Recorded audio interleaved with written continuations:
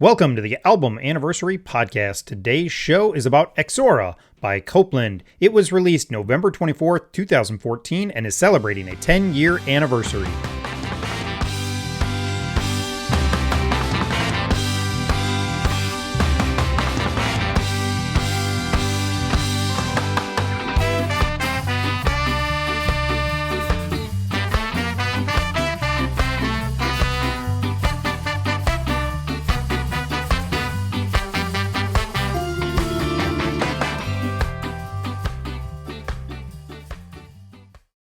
I'm your host, Caleb, or Caleb the Spy on Twitter and Instagram. And every day on those social media sites, I post about what I call album anniversaries. And so on the Album Anniversary Podcast, we're going to stop. We're going to take a look at a classic album on the anniversary of its release date. This show is a chance to talk about an album we love, an album we appreciate, an album that is important to us. Albums on this show often focus on alternative rock, punk, and my strange obsession with ska. In the 90s, I was super into the Christian music scene, so that comes up often on the show. In fact, that's been the majority of the albums as of late, and it will be in a little bit for the foreseeable future. A lot of the albums are going to be Christian albums. Today, I'm joined by Stephen to answer 5 simple questions about Ixora by Copeland. Stephen, welcome back to the show. What's up? How are you doing today, man? I'm super excited. I am super excited you're here. You joined me back in June for my June 15th Hot Mess Extravaganza show. And on that show, if I remember correctly, you talked about Under Oath. Yes. During that. And so I think you were the last guest. So I'm super excited for you to be able to come back for a second time. So thanks for reaching out. I think I threw this out on Twitter that I was interested in doing this album and you responded. So super, super excited you're here. On that show, I think because we were going so fast, I don't think we got to share kind of your connection with music. So I like to kind of hear about that. Were you raised in a house kind of around music, or is it something kind of found later in life? Yeah, so that's funny that you say that. Shout out really quick to AJ for saying that I should do Copeland. So I just want to say that really quick. Is that okay? That's how we got connected. Okay. Yeah, that's how he wanted me to do this one. He says Steven could do this one. But what I got to say is my connection with music. It's kind of funny. I grew up in a pretty Christian home. I was only allowed to listen to Christian music. But my dad, I think I was probably in 3rd grade, 4th grade.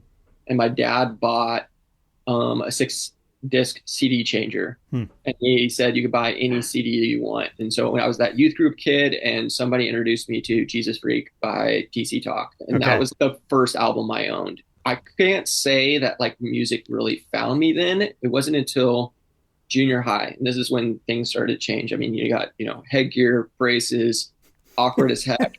And my good friend Nick, bless his heart, showed me MXPX and Teenage Politics. And for some reason, just that angsty punk, puke suck, Jesus lyrics all the time just was a breakthrough. And I was also called like a black sheep in junior high. I wasn't like your typical Mennonite kid. All these kids were listening to Stephen Curtis Chapman. Sure, he's great. Like listen to, Michael W. Smith still, or Jeff Moore in the Distance. And I was listening to MXPX, and that became Value Pack, Goaty Hook, all these tooth and nail things. And it just broke open this whole scene where it made me start to really love music. And it was so rad. I mean, I remember even winter camp, I was jamming out to POD, and my friends were like, how do I buy this album? Because they were just so like, couldn't believe that music sounded like this too. And I would say that's kind of like my breakthrough when I really started listening to music. And then 8th grade, I put Creed on my Christmas list because my friend Nick also showed me Creed. And what's it called? My grandma bought it for me. I love my grandma. And my parents were like, this isn't really Christian, but this is okay themes. And then I had to secretly listen to the radio at the time.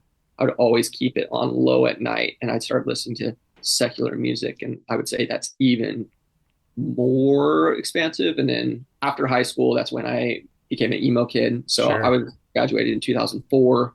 So I'm an elder emo, or a senior citizen, if you want to call me that. I'm gonna call that out. But that's kind of like when I started listening to Take It Back Sunday, brand new. I had that black hair, girl jeans, the whole thing. And that's kind of like where I just loved music at that point. So have your parents softened at all on because you're an adult now, you listen to what you want. does this still, and if this is too personal, that's fine, but does it still bug them at all? Or have they kind of like realized like, oh, it's fine. He's a good kid. We're proud of him. The music didn't destroy him. I think what's funny is when you ask those questions, it wasn't until 2 years ago where my mom finally apologized for giving me grief about my tattoos. Interesting. Yeah, I have about 20 tattoos, and my mom would always ask me, "Did you get another tattoo?" And so I just always would tell my mom, "I'm trying to carve my own way." Hmm. I wouldn't say they would be disappointed in my music I listen to, but like one thing I want to say, I love my mom. I would always show her some lyrics that I listened to, and Hmm. she is a very pragmatic, black and white. She's a first grade teacher, so things have to make sense to her. Hmm. And I would always show her these lyrics or things that meant a lot to me in bands, and she would listen, and I'm grateful for that. And so Yeah. I think they understood, and I'm like grateful for my dad too, because like I told him I'm going to start dyeing my hair black, and he didn't stop me. I Hmm. told him I was going to wear girl jeans, and I'm my dad, like he's John Wayne. Like we were watching John Wayne movies growing up, and like me telling him I was going to wear girl jeans, I don't know what was going on in his head, or my parents were like, we did something so wrong, or what's going on with our son. But like I'm thankful my parents kind of let me carve my own way when I said that. And so Yeah. I think for me now, like I mean, they don't. There's no way they would listen to anything that I would listen to, but I think they appreciate it because they see how I see the beauty in the music. Hmm. So I think that's one of those interesting things where it's like my my parents, it was never music because my parents actually listened to secular music and I listened to Christian music because they just weren't into it, you know. And so like I think though it's like the things like the earrings. I had a bunch of earrings. I was super into the punk scene, and my nice. hair was a different color every 3 months. It'd be a different color. I'd grow it out. I'd dye it. I'd grow it a little further. I'd shave it, grow it out. You know, it was just always this rotating thing. And yeah, they pushed against it, you know, because I think they kind of were like, why are you doing this? And I think they eventually came around and realized. And there was a time in college where my hair was bright green, and Nice. I was walking around my college campus, and my dad was just like, I just still don't get it, Caleb. Like he's, I just don't understand. And I was like, you know, Dad, you know, and I was super into Campus Crusade, so I was super involved Nice. church kid still, and you know, I was going to church, and I would after college I went overseas with Campus Crusade for a couple of years, so still super dedicated to faith, and it was, you know, still the most important thing for me. And I was like, you know, Dad, my stupid hair starts more conversations than anything else because Mhm. people come up to me and say, I love your hair. And it's like this connection point.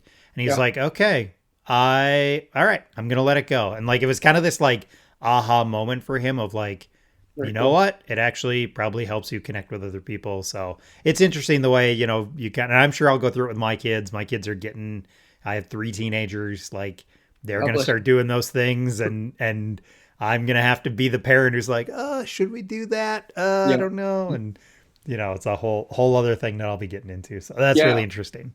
I think it was cool too because like I think just they knew that I was genuine about it when I was Hmm. listening to music, or it wasn't just like I'm listening to music just because I wanted to be a bad kid or Hmm. like listen to stuff. Like, I mean, I remember even my senior year, my friend bought me Blink-182's self-titled album, and I had to Sharpie out the parental advisory sticker because I was Yeah. nervous they were going to get caught. But I think my parents genuinely saw that there's something about the music, like the art, really just affected me. Hmm. I did a Mohawk one time, and I really wish I kept that longer in my life. I had a mohawk a couple times. So yeah, I've said it before. Teenage politics. You mentioned it. For about a year, I wanted that to be my personality more than anything else. I wanted it, and I wanted the snake bites. I mean, I couldn't do that though. Like, I mean, yeah, like literally when I turned 18, I asked my dad if I could have a tattoo. And he said no, because when was a bond servant in the Bible? How old was he? I was like 18. And I was like, how many years do you have to serve as master? I was like, I don't know. And he's like 7 years. And he says, you're not going to want a tattoo by the time you're 24 or 25. And I'm like, uh, okay. And then joined the military, got my tattoos because I wasn't under the roof anymore. And then yeah, just ham later. So yeah. Well, that's eventually you do get that spot where the parents have to let it go, right? You're out, not in the house anymore. You can make your own choices. You hope you did your best, and clearly, your parents did just fine. So, yeah. Thanks, so man. yeah, awesome. Well, with that out of the way, I say we jump into this album. Let's do it.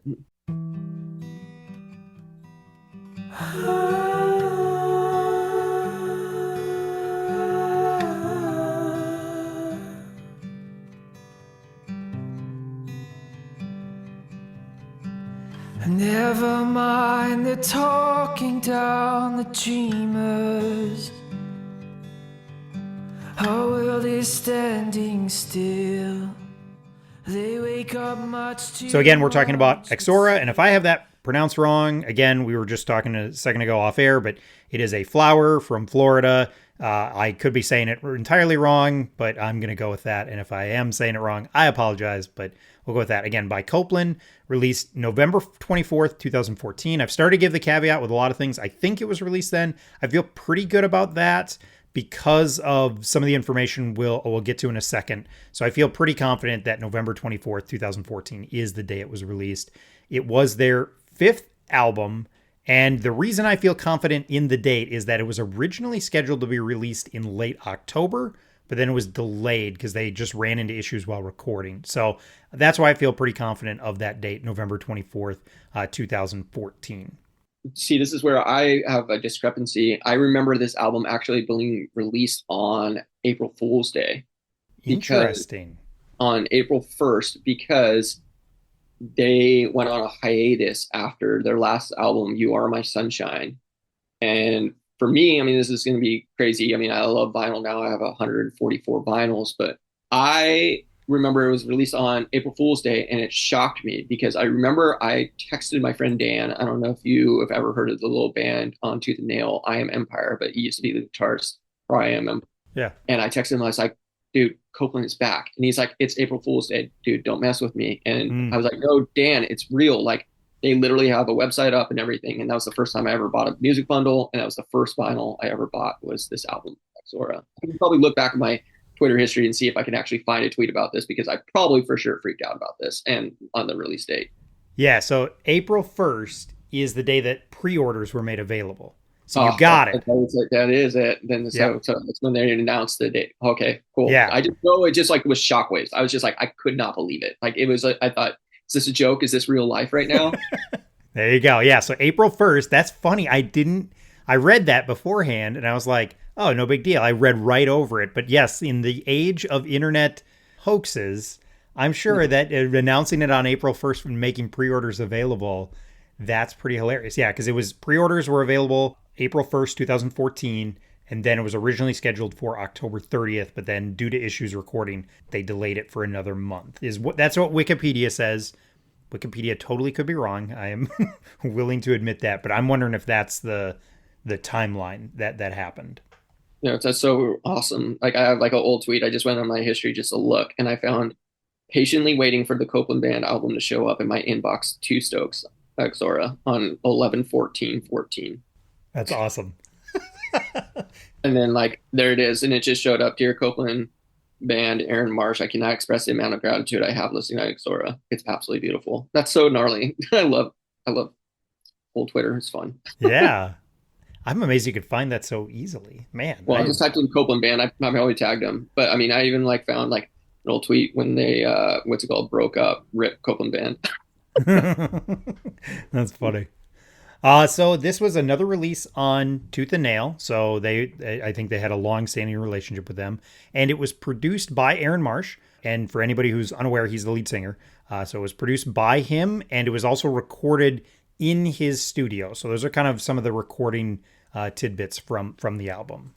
We're gonna get a little a little funky here. So with its release, and I'll probably lean on you if you have anything to add on this one, but with its release, there was also kind of a twin album or kind of a deluxe. I have a hard time explaining it, but the word that was used was twin album that contains essentially alternate versions of these songs. And apparently you can listen to it on its own, but if you play them at the same time, they do sync up.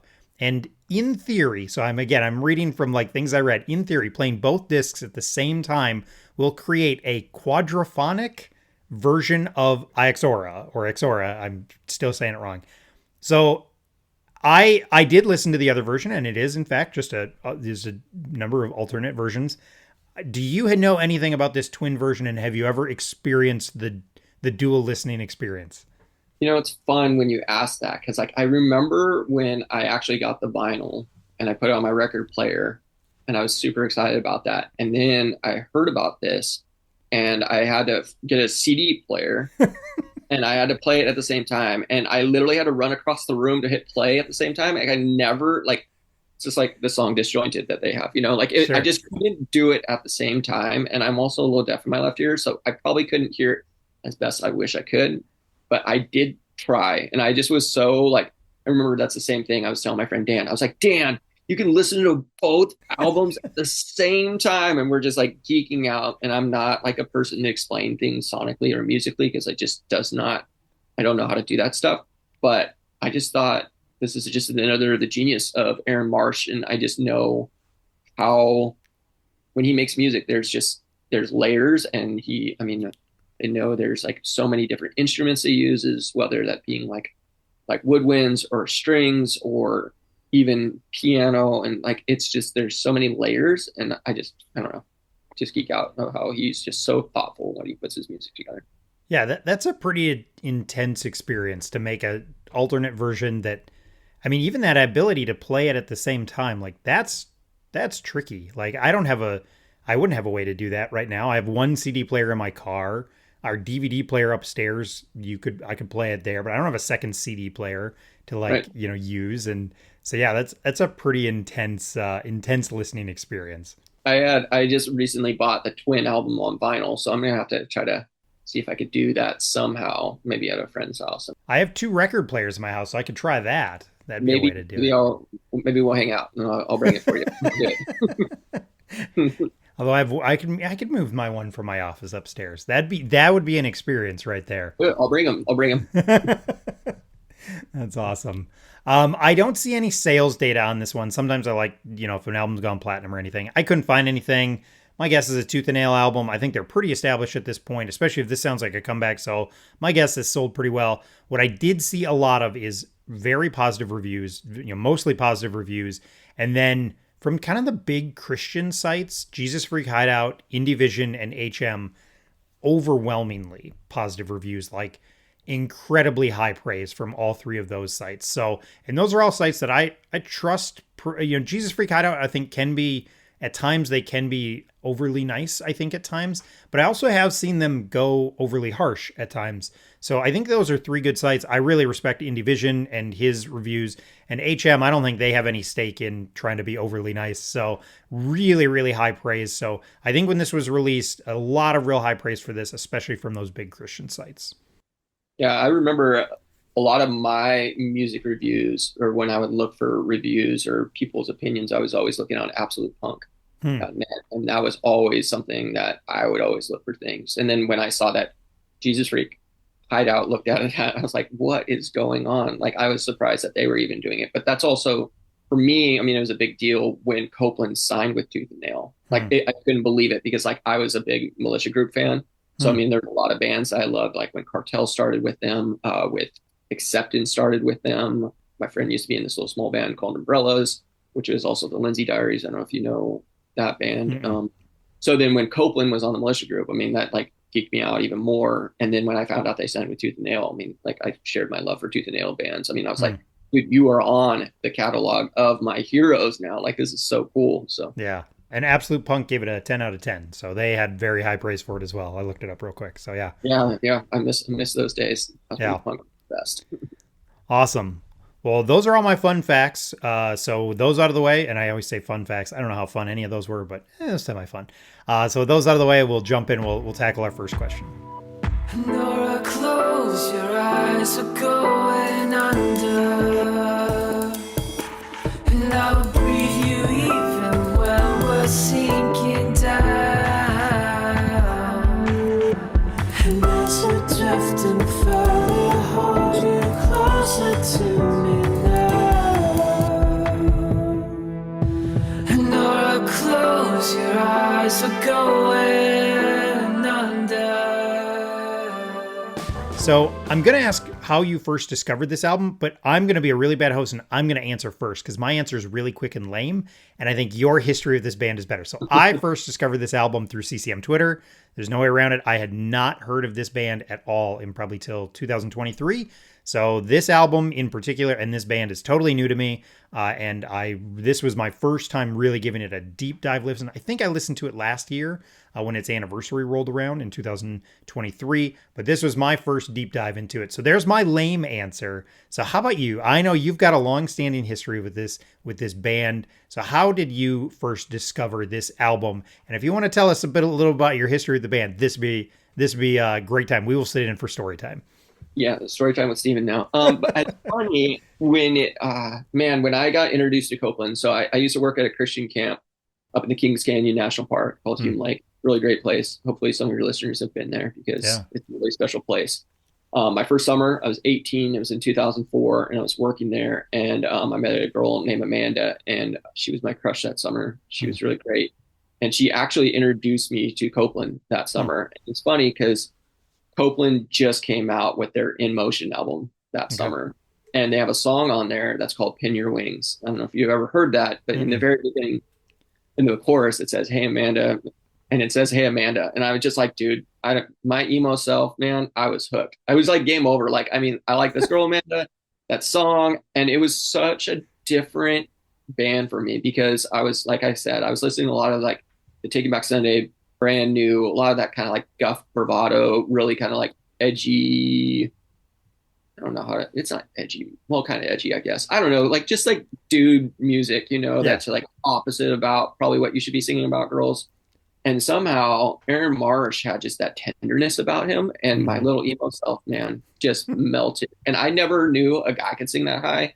I can't sing with music at all. And I certainly couldn't sing with Aaron Marsh because of his vocals. Yeah. But that like was kind of game over for me. And I mean, after that, I went back to Beneath the Medicine Tree and just the little lyrics that he would say, like, "You're the brightest little firefly in my jar." Like that's something my grandma would say. Like there's something like sweet that he would write something so different. And then in 2005 and 6, I was in a 9-month discipleship school program.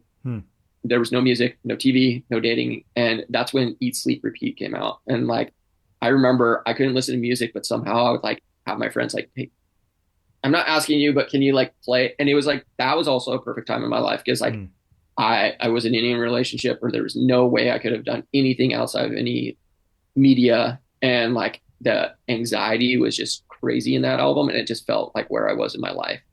But then it's so funny to me because I'm skipping My Sunshine just for a second. But like when Ixora came out, I was in the beginning of my seminary career in New Orleans. And I was just floored. They've walked through me already from 2004 and it's already been 10 years later. Yeah. So there's hopefully some growth in my life and hopefully a little bit more understanding that, things weren't going to work out with Amanda. Things weren't going to work out in other ways in my life, and the anxieties of life. But the beauty that Aaron does in his music, for me, it was unmatched. And like I would, anytime Copeland would release an album, and that's what went back to You Are My Sunshine, I'd buy them on the day it released. Like I would buy it. And we talked about earlier when it got announced on April Fool's Day, like I was so pumped to immediate purchase, like my first vinyl immediately. Like I didn't have a vinyl record player at the time. I just did it because I was so excited. And for me, like being able to listen to them, it was just one of those days where I'm like, this is how music should sound. That's awesome. Yeah, and then you were saying earlier, like you kind of had this coming, like you knew this was coming. So like, there's a 6-month wait for this album, right? Because April to November, probably even more than that. It's more than 6 months. Like that's pretty amazing. And that happens now. I think we're a little more familiar with that sort of stuff with kind of Kickstarters and different things, but that's a different experience from like those early days where you would just, kind of like, oh, MXPX is coming out with a new album. Okay, here we go. Like we didn't have that huge runway. So like, was there like a kind of resurgence in your life of like, oh my gosh, like I'm going to go back and like, for me, sometimes a band will announce they're doing a new album and it just kind of triggers you to go back and like, overconsume all of their old stuff. Was 2014 kind of all about Copeland for you then, kind of waiting I for this? mean, yeah, I mean, like, I think it's funny to think because, like, I mean, I tried to find the band shirt tonight. I wanted to wear the shirt just to feel all of it. Like, I have like Ixora shirt. Like, I mean, like, I seriously like that time when it just came out. Like, it was just such an interesting time in my life too. I Hmm. just moved from Texas. I just got out of the military. I got out of a really intense relationship, Hmm.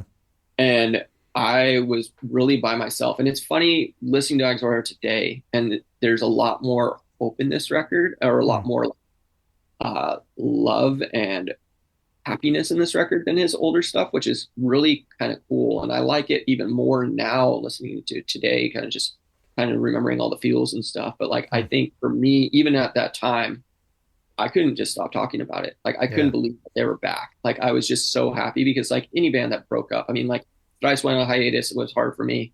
I mean, I remember when like Acceptance kind of bowed out for a little bit. I remember that was like a big band for me that did that. Under Oath kind of doing the same thing. Hmm. And so Copeland, when they announced their hiatus a long time ago, like, I couldn't, I couldn't believe it. You know, after You Are My Sunshine, I'm pretty sure like they had this break in between, and then Yeah. Ixora came out, and it was just like, dude, they're so back. There's no way they're not coming back now. Like, you have to continue from this because this is like masterpiece material. It was Yeah. awesome. That's awesome. I just always wanted Copeland. Like, I don't know if this is going to sound silly for your listeners. I always loved the show, The OC, growing up. Sufa, Hmm. Stevens was on that show. Like, there's some other kind of like these indie bands that were like Death Cab for Cutie, and I was always wanting Copeland to be on there. Like, I just felt like their music fit that show, and Yeah. greatest show of all time. But that's just the only other thing I could just say. They should have been on one of their soundtracks. That's all. That is awesome. Oh man. I was too old for the OC. I'm The quite a greatest show, quite a bit older. dude. Seth Malone was just the best, though. Feel young again. And I can make you feel young again.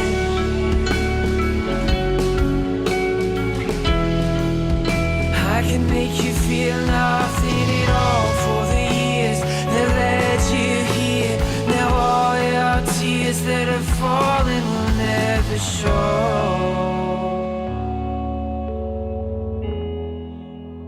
I can make you feel young. So obviously, I know you love this album. So what is it that you love about this album? And this is just the opportunity to gush. Yeah, I mean, for me, like, what I love about Aaron Marsh all the time, and I think that Aaron Marsh is very authentic in his writing. Hmm. Sometimes I feel like it's very naive and very hopeless or romantic. I mean, like, he has lines like, I feel like I'd be safer in an airplane without love, and it's absolutely crushing. Hmm. But then, like, you have songs like this where he's speaking to, I'm pretty sure he got married when this album came out or right beforehand. I don't know the history for sure on that. But there's some of these lines in there that there's just so much hope in his lyrics. One of the lines, like, I mean, the simple one, feels like a lie when I hold you. Like, that is Hmm. crazy to me. Like, he cannot believe that it could be true that he's getting to hold this girl. And I think Yeah. that's what I love about Aaron Marsh. Like, Aaron Marsh also is so good at using different instruments too. Like, I mean, you just think that it's just going to be piano rock, and it's not just like a bad Coldplay. Like, Yeah. there's elements of strings, and like he does saxophone in this album, which is like super cool. Like, I Yep. love that he uses woodwinds, uses female vocalists that complement him. Like, there's things that he does to make it more feel like almost like an orchestra, and it's almost like a score for Yeah. like a film or something. There's something bigger than just the small scope and just listening to your headphones. Like, it's great in the car, it's great in your headphones, it's great on vinyl. Like, it just, I think it's an album that's supposed to be just enjoyed, and that's what I love about Yeah. this album a lot. I feel Yeah. like it's dreamy too. Like, it's just a dream listening to him. It's not Yeah. just normal music, you know. Like, he cares about excellence, and I think that's why I love this album. Yeah. So I listened to a brief interview and I didn't get through all the way through it, but that was part of it. He did get married. I don't think he had kids by then, but I think other people in the band might have had kids. But I think he made reference of touring is harder. This was I think a Mm. tour right after this album, and he was like, touring is harder now because of wife and kids. We all have families now, so it's this big sacrifice. So I think you might be onto something with the relationship around this time. because he made mention of that. And the comparison that I feel really strongly about this is the Sufjan Stevens.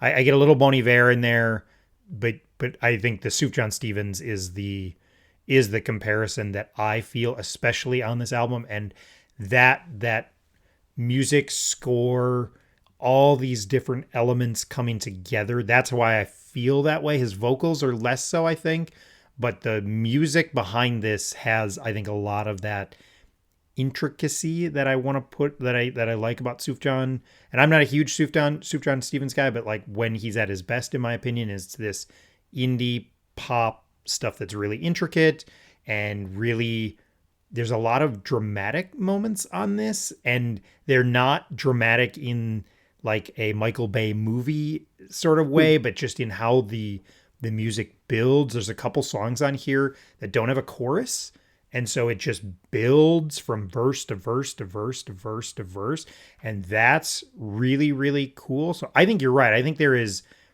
a real craft going on here, and it really comes through. And again, really new to this, I don't have that emotional connection, but like, this is such a pretty album. It's just beautiful. There's too many moments on this that are just beautiful. So I think that orchestra aspect is a really good call out about why this album is so good.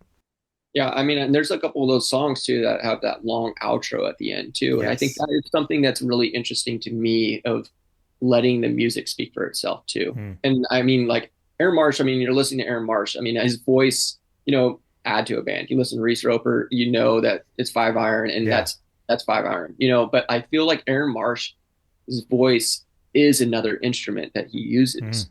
I mean, I feel like it's different in this fact that he sings high. It's like he's using it in that unique way that says something. And then when he lets his bandmates just play the music and just let it just subside, and you just go to the next song, like, that's, to me, that's really cool, because I'm not used to that, like where a band decides, like a lead vocalist is like, I'm not going to be the period at the end of this. Yeah. Let me have my bandmates like finish this song. And I think that's kind of neat. Or letting, I forget the female vocalist on this album's name right now off the top of my head. Steph Koeppen. I'm probably saying her last name wrong. Koeppen.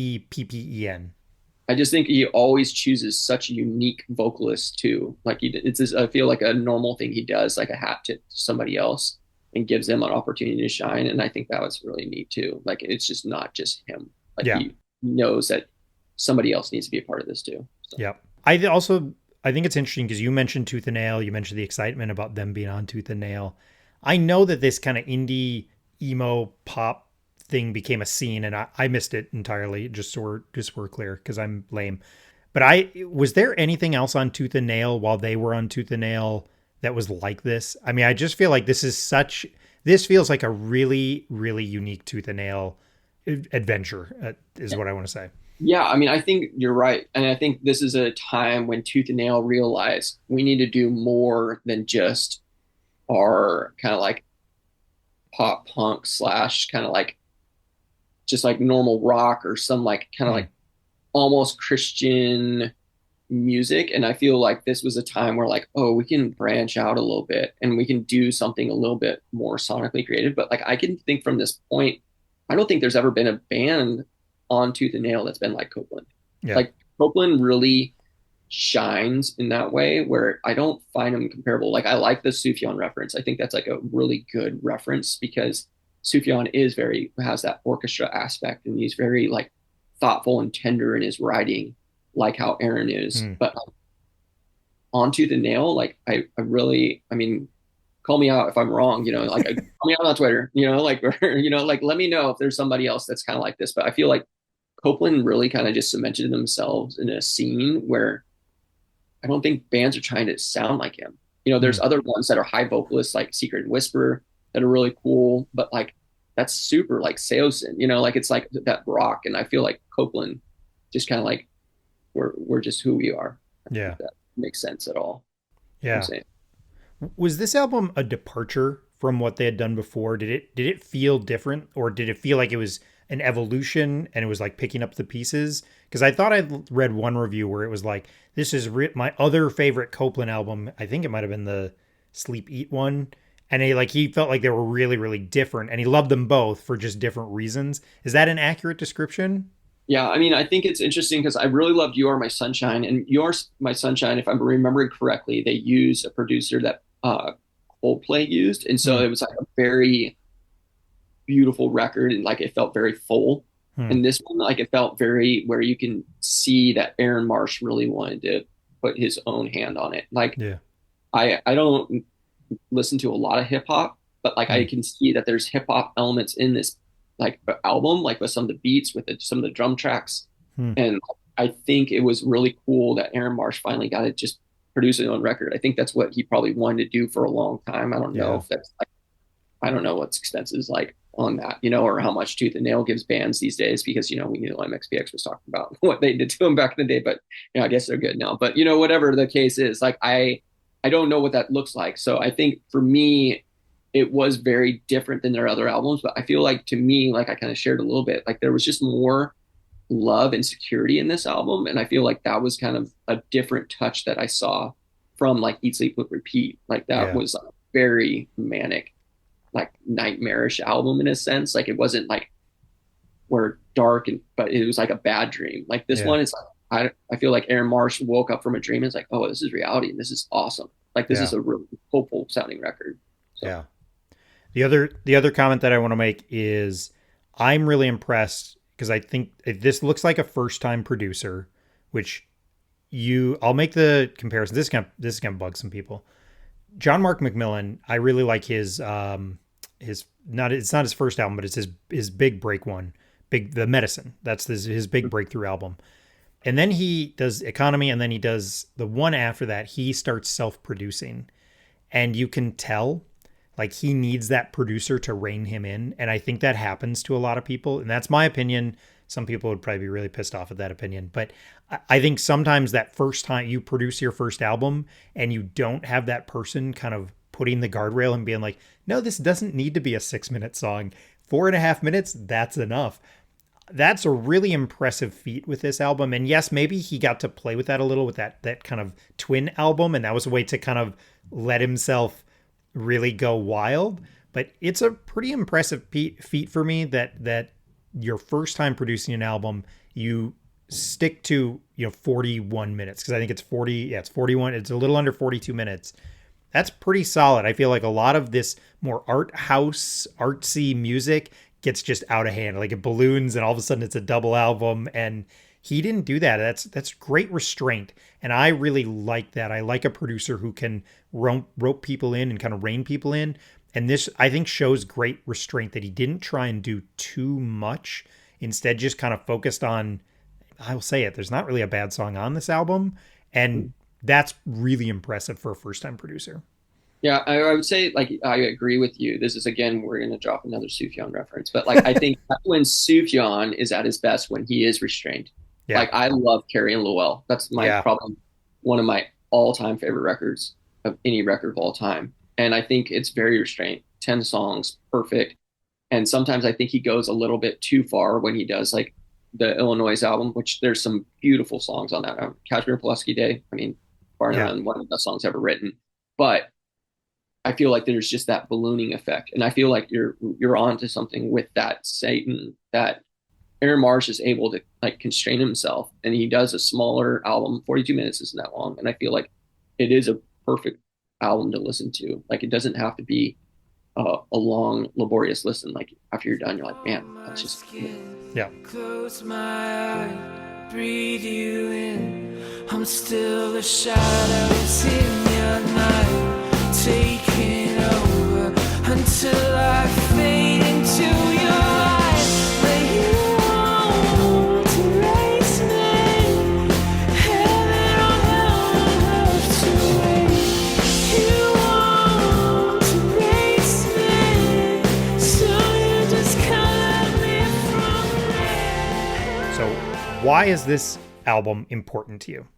Or why do you think it still holds up? I guess it's important to you, so I'm just going to assume that one. Why is this album important to you? I mean, for me, like Copeland's always been there for me in different aspects of my life. Talked about my young Yeah. crushes back in the day. I feel like even when I was up at that Christian camp, working up there in the discipleship school, no music, no TV, no dating. Like there was that coldness that was in my life, met me Hmm. there. Like When You Are My Sunshine, that came out. I was right before I was about to join the military. Hmm. And like that was an album that something I needed something familiar and Copeland meant it there. And then like, Hmm. here comes Ixora and like here they are. And like I just felt like it was another stage in my life. I didn't know anybody. I moved to New Orleans. I didn't know, and Copeland was there. And like I feel like Copeland has always been so familiar enough in my life where it's like it's always a friend. Like Hmm. that's I mean, just the music just meets me where I'm at, and somehow the lyrics somehow meet me, and I'll just like this is what I want to listen to. So Yeah. that's what you assumed, or maybe I threw you a curveball. My bad. No, no, I assumed it because we've talked enough now that I kind of knew it was something that was going to be important to you. And, this is less important for me. Again, fairly new to this, but I will say why it holds up. I think one of the things we hit on in the last question is the idea that like when this gets done, I think it's really easy to restart it and listen to Hmm. it again. And that's always for me a sign that you've composed a good album is when I get done because I'm a pretty broad listener. I obviously I have my things that I really focus in on, but I don't love the repeat listen. I'm tend to be a like let's get done with this and move on to something else, and then I'll come back to it in a little bit. And this is a really really easy album to once it gets done to jump right back into it. And then I think it just like we said, there's just not bad. There's not a bad song on here. It's just really, really solid all the way through. And yes, on a first listen, I will say, just like every genre, like it bleeds together a little for me at that first listen. But once there are a couple listens in, you start to see the pieces and it doesn't have that feeling to it anymore. And so I think that's also really, really impressive because I will say that about Sufjan as well, is that there are times where you listen to his record and you're just kind of like, was that 10 songs or 2 songs? I couldn't really tell. It just kind of all bled together. And this did that at first listen, but I think that was just a lack of listens for me. And once it didn't, I would kind of be like, okay, now I know this song's coming, this song's coming. And I could kind of see that. But I think it's a really, really easy album to get done with and then just go, boop, I'm going to start it right all over again. So I think that's a telling sign to me of how well it holds up. I think what I really like about this album too are just like the interesting titles that he had on this Hmm. album. Like I think it was a little bit different for me. Like I'm even Yeah. seeing a thing called like Lavender. I want to know what are you going with that? Or Chiromancer, and I was like, I don't even know what a Chiromancer is. I had to like Google what this is, and like I had to make sure even before this. I was like, yeah, that's what that meant. Okay, that's cool. But then like even like it just felt was very. I mean like, and the title even, Have I Ever Loved You? Like there is that's just I feel like that's Aaron Marsh. Like there's Hmm. just those titles that are very Copeland like titles, and I think for me there's just those different titles too that were just I want to know what these lyrics are. I'm a writer. Hmm. I had to see what he had to write about, and so that's what I like about this album too. And then, Yeah. Awesome. Now I feel you like sunlight. Now I feel you, but it burns and I never sleep cause I can't see into your night. And now that I see you, I can't close my eye. And if my voice happens to fall on your ears, I don't know what would happen here. If this song falls on your ears, I don't know what would happen. Well, you started hitting on it, so let's go through and talk about some of our favorite songs here. So, what are your favorite tracks from this? And I know it's always hard. I preface this question every time. It's hard not just to say all of them. On the Five Iron Frenzy one, I did like 9. So, but there's 15 tracks on that album. But what are some of your favorites from this album? I know when I first was listening to this album, I loved. I'm pretty sure it's the one Disjointed when it says Nora, take my hand, we're going under. Yeah. And I just loved. I never knew who Nora was, but at that time, man, I wish I knew a Nora that would take my hand and take me under. Like I thought, just the feeling of the crushing waves and just knowing that you're safe with somebody in the water like that. And so, Yeah. Disjointed is always going to be one of the first ones. I will always say that one will always be a favorite. I really love World Turn, Hmm. and I also for just lately today, like in her arms you will never starve. And I just Mm. think that's such a cool, like, I mean, we talked about it. Aaron Marsh just has a cool, devastatingly beautiful way of saying things that just absolutely make sense. That are Yeah. just like, yes, like that's what it is. And so I would say those are probably my top three because Okay. we're going a little long. I don't want to. No, I no, don't want we more. can talk about more because I'm gonna bring up some more, and you'll get a chance to talk about them. So that'll work out well. Because I will say, "Have I Always Loved You" is a really great opening track. I love that as an opening track. It just seems to it sets the mood. It does this great job of just setting the table for where you're headed on this album. So I think that's I wouldn't change a thing on that opening track. I think that's a great opening track. I agree. Disjointed's great as well. And then I'll just round out the top three and then I'll pause for a second. And I Can Make You Feel Young Again.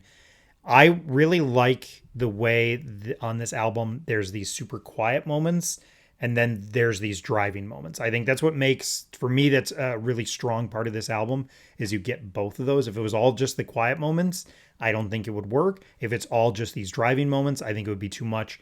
And that's kind of one of the first real driving moments on this album.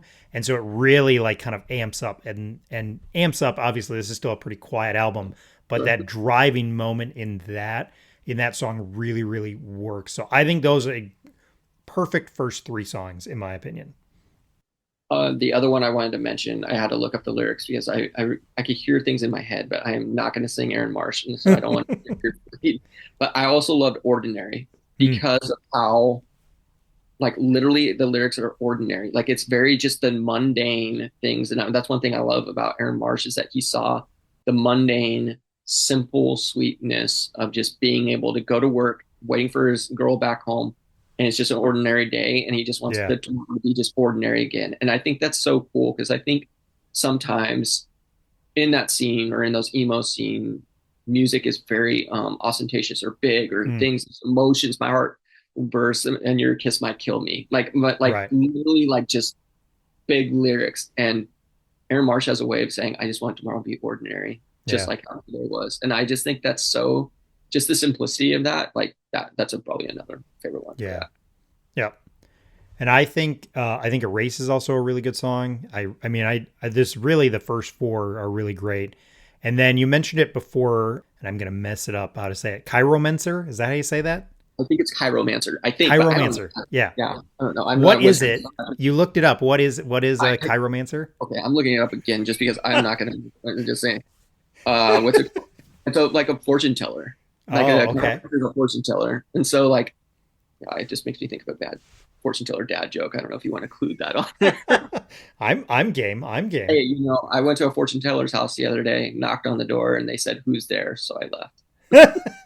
That's appropriate. I think that's there's a couple good jokes about fortune tellers. Seinfeld has an old one about we should make them take the driving test with their eyes closed. That's good. I need to watch some of those old classic shows. Yeah. But yeah, Chiromancer, great song. Yeah, Great song. I think that song rules. The inclusion of the female vocals, and again, Steph, I'm gonna mess up her last name, Copian. I love how it kind of that's another one where there may be verses on that one, but he kind of runs through his vocals, and then she picks it up and runs with it. That his vocals, the ending of his are, it feels so dramatic, and then it shifts to her, and you're kind of like, it feels like this huge moment, Yeah. and that's eight tracks in. You know, that's not like the first couple songs, and so I think that's kind of a really cool, especially after it's two songs after Ordinary. The only song I will say, like I Lie, is just okay in my opinion. That's the only Mhm. kind of just okay song. But I feel like that those last three, and that I'm looking at the just the standard tag because I think there's 11 on like a deluxe version. So Chiromancer, maybe I said that right. World Turn, and then In Her Arms, you will never starve. That's my favorite song on this album. I love a good closing track, and that song rules. I think it's beautiful, it's dramatic, it's wonderfully intricate, and it's a great song. And it's one of the few you talked about, like the letting the long instrumentation go at times to close out a song. There's a lot of repeating in that, And usually that you kind of make fun of that in some instances, but it works so well in that song. There's this long running repeat that he just keeps on doing. The refrain he goes over and over and over again, and it just builds tension so well. And it's a great song. I absolutely love that song. It's my favorite song on the album, and I think it's the perfect closing track for this album. I think too with that, I think Aaron has to probably remind himself like this is what you got now.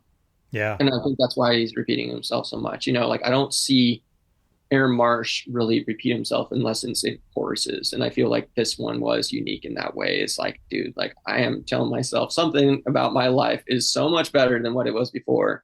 Yeah. And I'm gonna, I thought that was kind of neat too. Yeah. Awesome. Well, this is your chance. Any other songs you want to call out? I know we called out almost all of them. So I mean, I'm going to say all of them, but no, I'm not going to all of them. I think I'm good saying all that. I mean, I just really just love this record. Like to me, it's like a cohesive record. Like I feel like it's a fun listen. Like you said, like to me, when I listen to this, like I feel like it's a one listen to all the way through. Like if you have a chance to carve out 42 minutes of your day, just put your headphones on and just let go. Like just push play. And when you're done, when it's done, you can wipe your tears off your eyes or have a glass of wine or eat some chocolate. I don't know what you need to do after you feel better, but like this album deserves to be played from front to back. Like just one listen. Yeah. At least the first time. Yep. You're absolutely right. This is, and I'm all for an album that is a cohesive unit. I'm not a big playlist guy, and this is that. And I think it does, the Have I Always Loved You, that's the start, and then it ends with In Her Arms You'll Never Starve. It is a great cohesive unit. I totally agree. I'm glad you said that because yes, I think it is. It works so well as a cohesive unit. For sure. Awesome. Days are ordinary. We laughed just like yesterday, and I kiss you like the day before, and I hold you just like ordinary. Perhaps when the day is new, we'll find tomorrow is just ordinary too. If somebody has never checked this out, which I think there is a possibility because I've never checked this out. And I will say, like, if you're a little turned off by the Christian music label, because this is on Tooth and Nail, it's going to get to that little bit of that label. I don't think it's not overtly Christian. It's much more of a romantic album. So even if you're listening to the show and you're like, Caleb talks about a lot of Christian albums, I don't want to hear it. This is definitely one that you could dip your toes into, and I think you're not going to be turned off by. There's nothing overtly like religious about this, even if there's some themes in here. But if somebody's never checked this out, which I do think is a possibility, because I had never checked this out till a couple years ago, how would you sell somebody on this that, hey, you need to go back and 10 years later, you need to check this album out? Yeah. I mean, the first time I heard Aaron Marsh's vocals were on their only Chasing Safety album. And he, did some like harmonization with Aaron Gillespie from Under Oath. So, I mean, I just didn't know who he was until I heard the In Motion album. Why I would listen to him now, like I feel like Copeland is a salve for your life. Like Copeland is a music, like a band that it's not going to be your typical music. And I think, whatever you listen to, whether you're listening to like some metal music or post-hardcore, Aaron and his crew, Copeland allows music to slow down. And I think for me, it's always a grounding album for anything that I listen to. Like there's something very human about each one of his records. And I think listening to even especially this album, I mean, if you're married, awesome, big fan of Marriage, I think you'll really love this record. If you're single, listen to his other stuff too, because I think there's some like catharticness in that anxiety of just the relationships and the like them. I keep saying the word manic because I really feel like some of his stuff is very manic, but so am I sometimes even being married. But like real talk, like I think there's some beauty in just the grounding of this album. And I would do it because I don't think this doesn't represent Tooth and Nail, even though like they're represented on Tooth and Nail. I don't feel like this is like a Christian album. Like you said, this doesn't feel like a Christian album. It feels like a life album. This is like something that you can journey with. And I think where listening to Copeland, I just would think it would make you smile. I mean, like I Hmm. love just his high vocals. Like it just blows me away that some dude knows how to sing like that. I love the instrumentation, which I feel like I get mostly out of soundtrack scores, and I Hmm. love soundtracks, and I love being able to listen to a movie and have a good soundtrack. Let's hope Gladiator 2 soundtrack holds up, but that's another conversation. I feel like Aaron Marsh does that in his records too. You Hmm. know, and there's some really sonically, it just sounds gorgeous too. And I think for anybody that's just like on the fence, like give them a shot. You know, go through the record. Like, and I feel like there's not a record where they sound too young or too old. Like, I Hmm. feel like they are very present in every record, and I think that like helps sell a good record, sounding record for somebody just so you can give it a shot. So Yeah. listen to anyone, but Ixora would be a great way to start. Yeah. And I think if you're a fan of Sufjan, you're a fan of Bon Iver. I get little Bon Iver vibes in this as well. I think this is a great album to listen to. I think this for me it feels like a good entry point. I think this is I've listened to a couple of the Copeland albums again as they got on my calendar because people recommended them, so I put them on the calendar. So I post about them. I think this is the one I enjoy the most so far. So that I don't know, that may be sacrilegious to true Copeland fans, but this one really I think is the one that's I don't know stood out to me the most and just had the most appeal of it. I still need to take a much deeper dive into all of his albums and their albums, but this is the one that I think has kind of stood out to me. And yeah, I think you're right, the music soundtrack. I think that's a nice. If you like that sort of thing, you can kind of get that vibe from it. But I think this is worth going back to because I think this stands up in this genre. I'm not a huge fan. Like sorry, people are gonna hate me. I don't care for Death Cab for Cutie. I know that's totally. I know I broke your little emo heart. Yeah, Uh, it's happened all the time. I mean, it's just another shard gone. You're good. but like this is the type of emo music, and I know it's not totally analogous.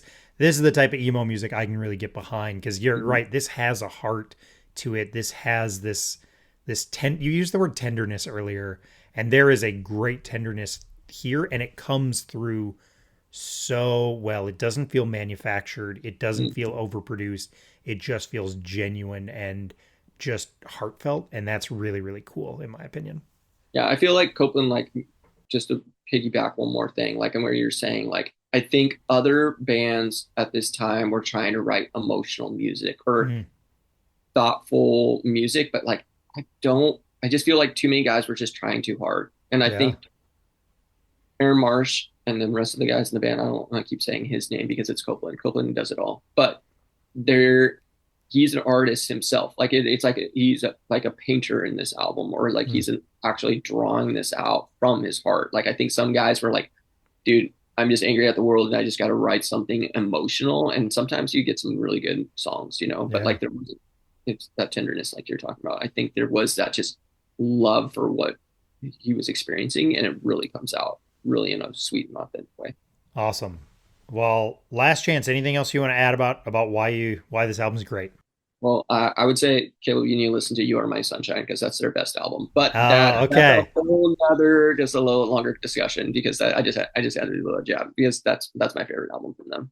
Okay, But and that was 6 years before this. I just looked it up. Holy yeah, so you cow, don't that want to was a listen. I quite hate it. hiatus. So this is like literally broke my heart. Like when Copeland was done after that album, I thought we're never gonna have another Copeland album again.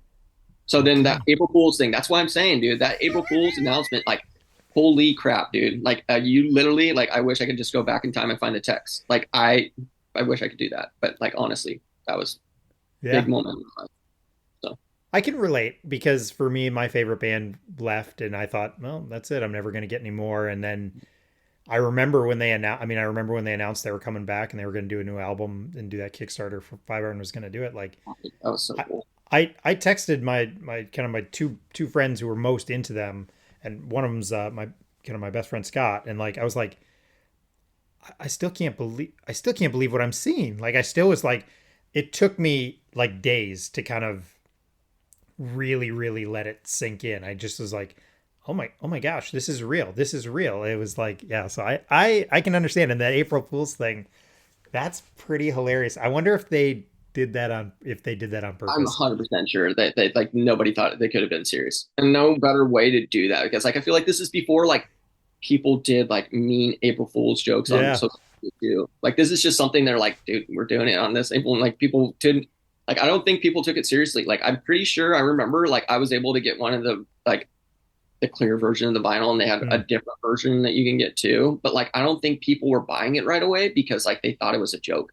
Like literally, there's no way that Copeland would be back. Like 6 years is a long time, man. Like I literally, and I was texting my friend Dan. I was like, "Holy crap, dude, it's happening! Like it's really happening." I had just ordered it, and like he's like, "Oh, I'm going online right now. I got to order mine too." And it's like, "Let's go!" Like it was so sick, dude. I remember that. Awesome. In a storm of quiet voices, you're the only one that I can never find. Just say you're mine, and the fog would lift. 'Cause the only thing that's missing now is everything. It's the only way I make it through the night. Are we just fooling ourselves, living in the moment? Am I just dying inside?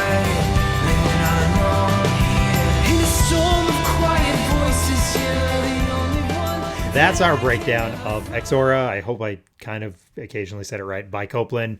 Again, as best I can tell, released November 24th. I feel pretty good about that. 2014. I have 2004 in my notes. 2014, so celebrating a 10-year anniversary. Stephen, I know you're online, and I know you shared it last time you were here, but where can people find you online? Yeah, on X or Twitter or whatever you want to call it these days, whatever, however it's easier. It's Stephen, Stephen, versus T-Rex. I talk about music all the time. Really love chiming in on Caleb's, like albums of the day. But I love talking music. I love talking dinosaurs and God and theology, politics, anything that just like you want to talk about. Also, I'm on Instagram. It's as good as it gets. So it's a little clever. My last name is that crazy German name. So it's Goetz. So as good as it gets. You can find me on there. And that's a little more of the personal side of my life. You can see stuff about my wife or some of the sermons that I've done in my church or just little pictures that I think are cool about my dog because my pit bull's the best. Nice. And I'm a Minnesota Twins fan.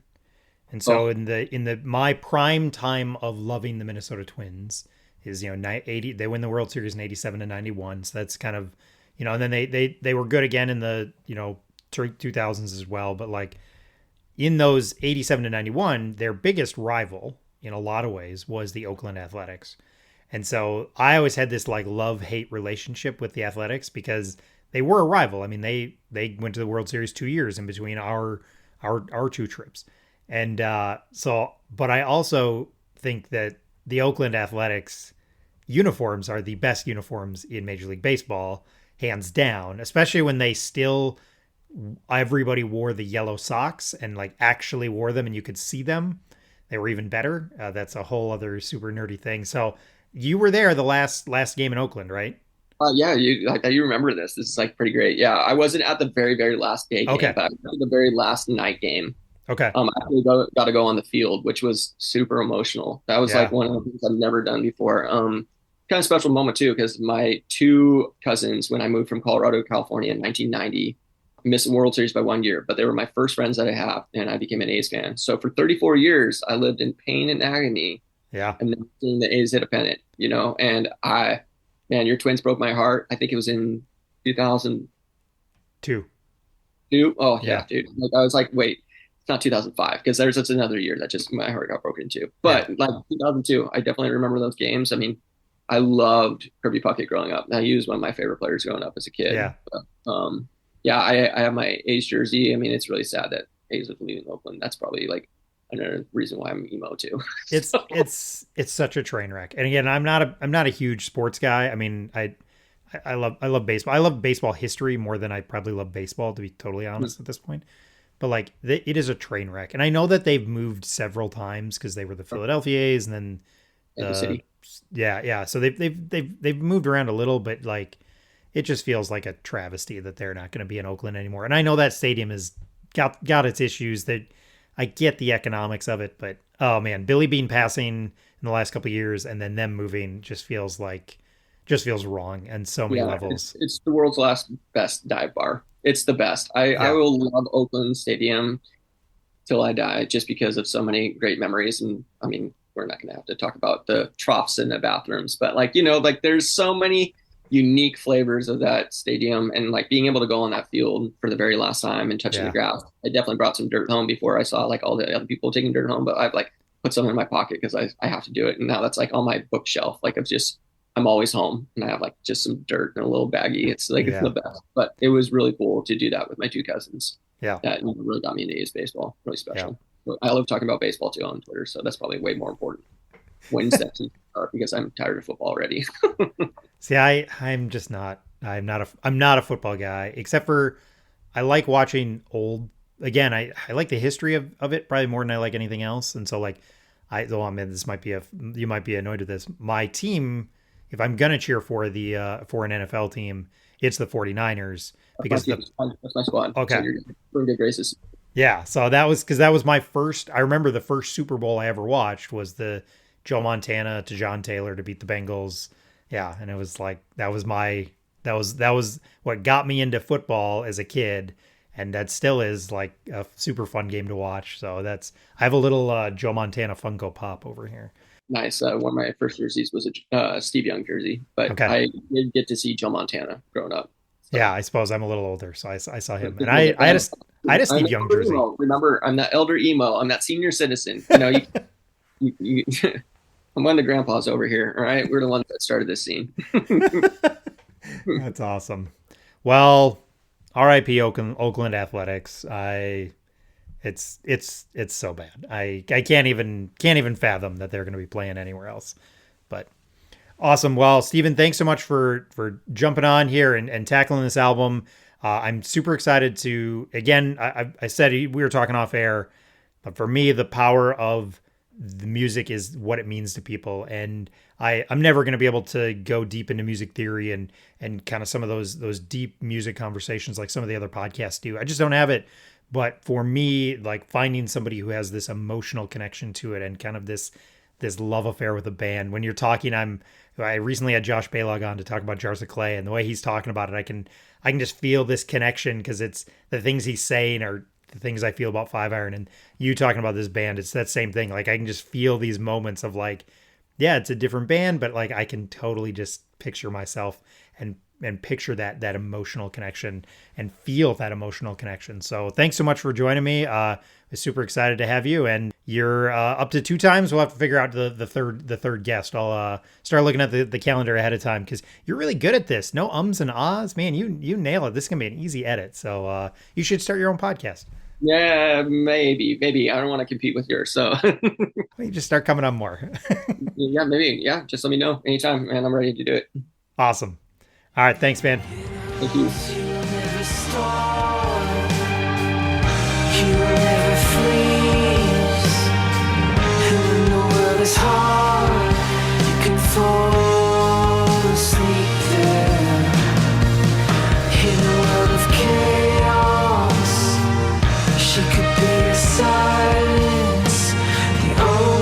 Of her kindness, they will pull you under.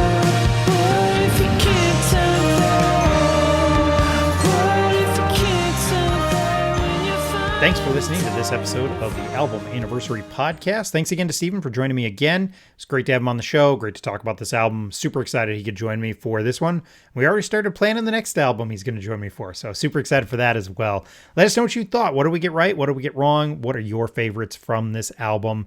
You can find me on Twitter at @KilledTheSpy, no spaces. I'm also on Instagram with underscores in between the words, and then you can email the show at KilledTheSpyPodcast. That's with an S at the end at gmail.com. No spaces or underscores in that. If there are albums that should be on my calendar, try and hit me up. I'll try and get them added. I'm doing my best. I'm way behind. That's the way it goes. If you want to join the show, the best way to do it is to follow me on Twitter, sadly. I will post about an album that I'm looking to do a show on in the next couple months or so. I'm trying to get a little ahead of these, and if somebody wants to join me, I will do it. If I can't find a guest, I might do the show by myself, but ideally I want to get a guest, somebody like Steven who has this investment in the album and wants to talk about it. It just works better. So please subscribe and share the podcast. Leave a rating or review. I have heard it is an effective way to spread the word about podcasts. If you enjoy this show, you might enjoy the other podcasts I do with my friends friend Scott. It's called I Survived Youth Group in the 90s. And it's not just a podcast where we reminisce about our youth and our youth group experience, but we're going back and trying to interview fellow 90s youth group kids and find out kind of where they're at now and how that youth group experience has impacted their lives, whether they've left the faith entirely or they are still at the church they were raised at. We just want to hear their story. The music at the beginning and the end of the show is the instrumental version of the song Sing It Out at Street Level by Peg and the Rejected. Thanks again for listening, and we'll talk to you soon.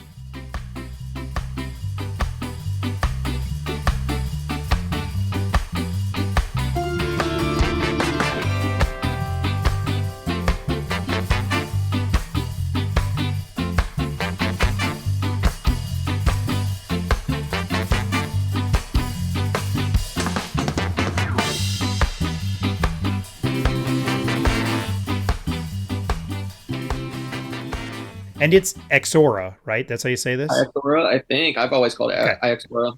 Okay. I just know it's a flower in Florida. Yeah, I listened to an interview of him. I just listened to hear him say it, and it was like Ixora. And I was like, all right, it sounds like the I is basically silent. If I get it wrong, I get it wrong. So I'll mention my inability to pronounce anything right as well. Perfect. So, okay. 3, 2, 1.